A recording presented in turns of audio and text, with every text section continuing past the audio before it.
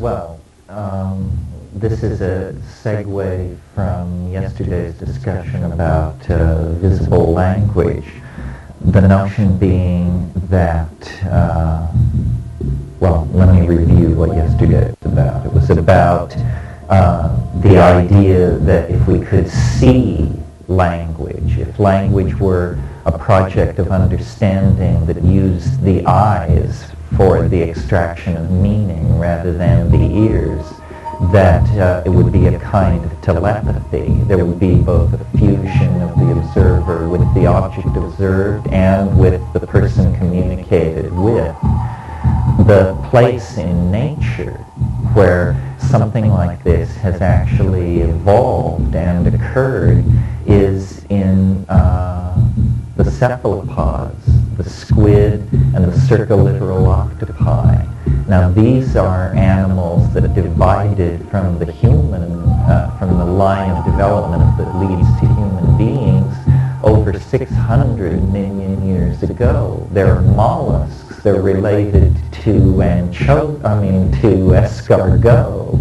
It's an organism very different from ourselves. Nevertheless, one of the things that evolutionary biologists always talk about is the convergent evolution between the eyes of cephalopods and the eyes of higher mammals. This is because the cephalopods live in an extremely complex visual environment, and in fact they have evolved a form of communication that approximates this visible language that I'm talking about, because these octopi have chromatophores all over the exterior of their bodies. Chromatophores are cells that can change color. Now many people know that octopi can change color, but they think it's for camouflage, for blending in with the environment. This is not at all the case. The reason octopi change colors in a very large repertoire of stripes, dots, blushes, traveling shades and tonal shifts is because this is for them a channel of linguistic communication.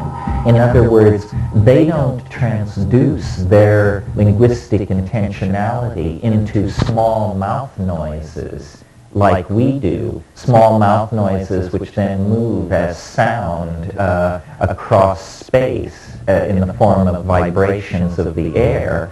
Rather, they actually change their appearance in accordance with their linguistic intent. What this boils down to is they physically become their meaning.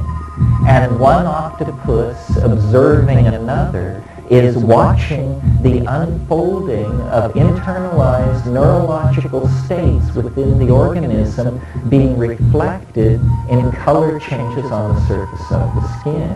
Now these octopi not only can change their color, because they're soft-bodied creatures, they can also change the texture of their surface from smooth to rugose and folded.